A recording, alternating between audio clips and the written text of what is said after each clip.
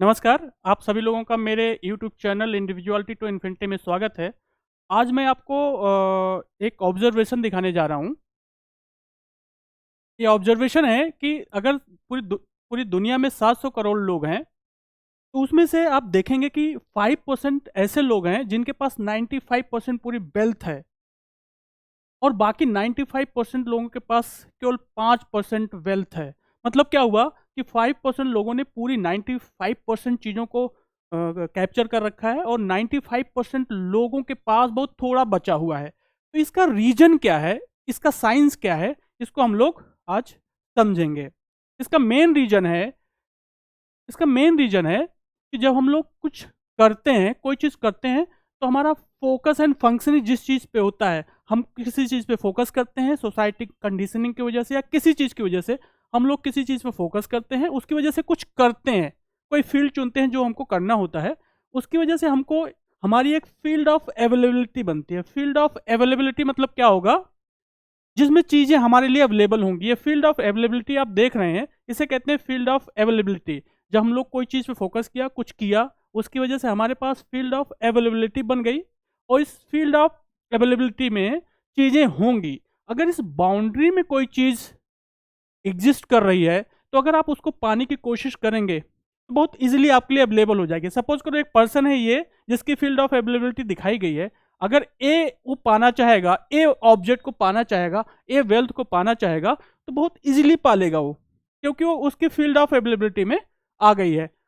दूसरे ऑब्जेक्ट है जो इस बी है, वो फ़ील्ड ऑफ अवेलेबिलिटी के क्लोज़ में मतलब उससे दूर है। अगर उसको पाने की कोशिश करेगा तो उसको एफर्ट लगाना पड़ेगा। मतलब कोई ऑब्जेक्ट जितना इस फ़ील्ड ऑफ अवेलेबिलिटी के क्लोज़ में रहेगा, उसको पाने में उसको उतना टफनेस होगी, डिफ़िकल्टी आएगी। अगर कोई ऑब्जेक्ट इस फ़ील्ड ऑफ अवेलेबिलिटी के बाहर है, तब तो उसको मिलेगा नहीं, पाएगा ही नहीं। अगर कोशिश करेगा तो उसको क्या मिलेगा?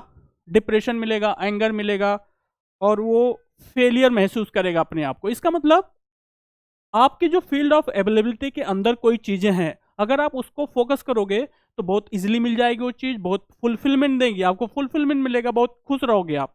लेकिन अगर आप फ़ील्ड ऑफ अवेलेबिलिटी के बाहर किसी चीज़ पे फ़ोकस कर रहे हो, तो आपको डिप्रेशन दे देगा, एंगर दे देगा। हो क्या रहा है सोसाइटी में कि लोग बाहर चीज़ों को देख रहे हैं कि मान लो कार है और बड़ी-बड़ी कारें हैं, घर है, सब चीज़ों देख रहे हैं लोग, तो देख रहे हैं कि वो अगर उनके फील्ड ऑफ अवेलेबिलिटी के बाहर है, तो उस पे फ़ोकस कर जा रहे हैं वो।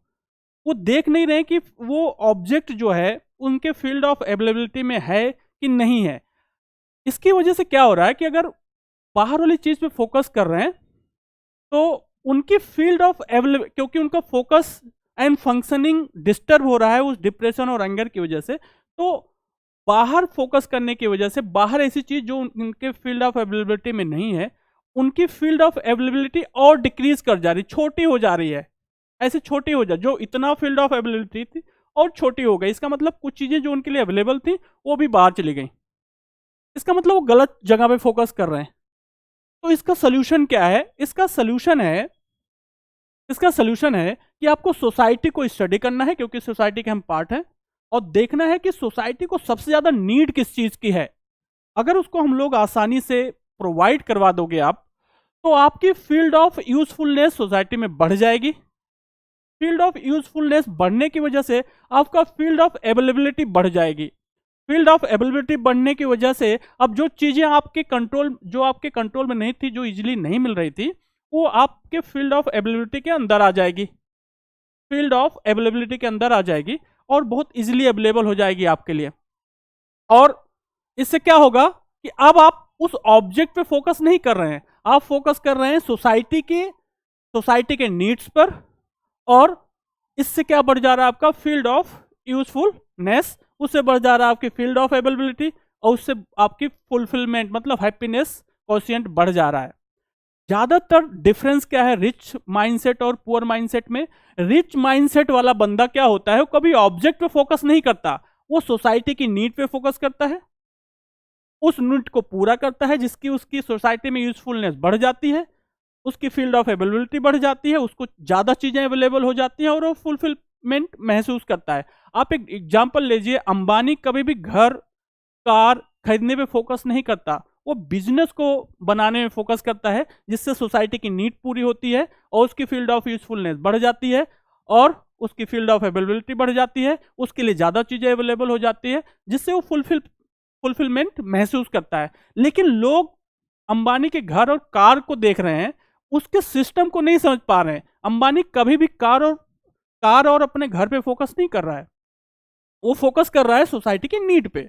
तो इसी तरह अगर आप अपनी फील्ड ऑफ अवेलेबिलिटी बढ़ाना चाह रहे हो, तो कभी भी ऑब्जेक्ट पे फोकस मत करिए, किसी चीज पे फोकस मत करिए, फोकस करिए कि सोल्यूशन दीजिए सोसाइटी को और अपनी फील्ड ऑफ यूजफुलनेस को बढ़ा दीजिए।